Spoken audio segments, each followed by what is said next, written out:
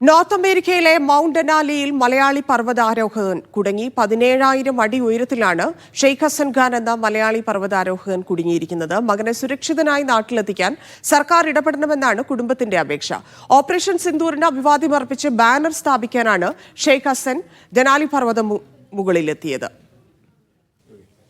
North അമേരിക്കയിലെ mount ഡെനാലിയിൽ കൊടുങ്കാറ്റടിച്ചതിനെ തുടർന്ന് അവിടെ കുടുങ്ങിപ്പോയ മലയാളി പർവ്വതാരോഹകൻ ഷെയ്ഖ് ഹസൻ ഖാൻ്റെ കുടുംബത്തോടൊപ്പമാണ് ഞാനിപ്പോൾ ഉള്ളത്. ഉമ, അവിടെ നിന്നും വിളിച്ചിരുന്നു ആരെങ്കിലും?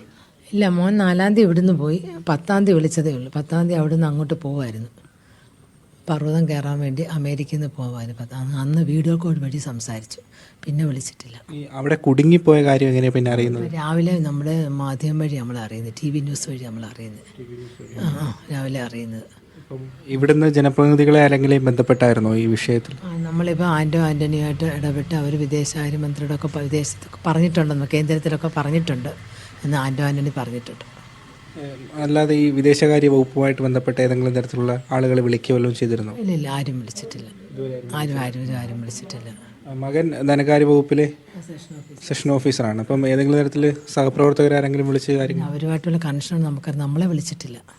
ഈ എന്തിനായിരുന്നു മകൻ അവിടേക്ക് പോയത്? എന്തെങ്കിലും പ്രത്യേക ഉദ്ദേശം, പർവ്വതാരോഹണം മാത്രമായിരുന്നു, അതല്ലെങ്കിൽ പ്രത്യേകിച്ച് മറ്റെന്തെങ്കിലും ഉദ്ദേശം ഉണ്ടായിരുന്നു? ഇല്ല, വേറെ പ്രത്യേകിച്ച് വിഷയമൊന്നുമില്ല. 7 കൊണ്ട് നേരത്തെ മോൻ കയറിയതാണ്. ഇത് അവൻ്റെ ചെന്നൈയിൽ നിന്ന് ഒരാൾ പോകുന്ന, അതിന് കൂട്ടിന് പോയതാണ്. അവരാ ഫുള്ള് ചിലവ് അവരാ. ഓപ്പറേഷൻ സിന്ദൂറുമായി ബന്ധപ്പെട്ട് അപ്പം അതിന് ഒരു കൊടി അവിടെ കൊണ്ട് അർപ്പിക്കണമെന്നുണ്ടായിരുന്നു. 17,000 അടിയും കയറി കൊടി കുത്തിയപ്പോഴാണ് കൊടുങ്കാറ്റ് വന്നത്. അവിടെ വരെ സൈനികർക്ക് അഭിനന്ദനം അർപ്പിച്ചുകൊണ്ടുള്ള കൊടി അവിടെ കുത്താൻ വേണ്ടിയിട്ടാണ്. കുത്തിയപ്പോഴത്തേന് സക്സസ് ആയി. അപ്പോഴത്തേന് കൊടുങ്കാറ്റടിച്ചു. ഇപ്പം കാറ്റടിച്ചു അവിടെ കുടുങ്ങിയിരിക്കും. ഭക്ഷണത്തിനും വെള്ളത്തിനൊക്കെ ബുദ്ധിമുട്ടാന്ന് പറയുന്നു. കുറച്ച് ദിവസത്തേക്കുള്ള ഭക്ഷണം മാത്രമേ ഉള്ളൂ കൊണ്ടുള്ളൂ. ഇപ്പോൾ കയ്യിലെ ഭക്ഷണമൊക്കെ തീരാറായെന്നോ എന്നൊക്കെ അറിയുന്നത്.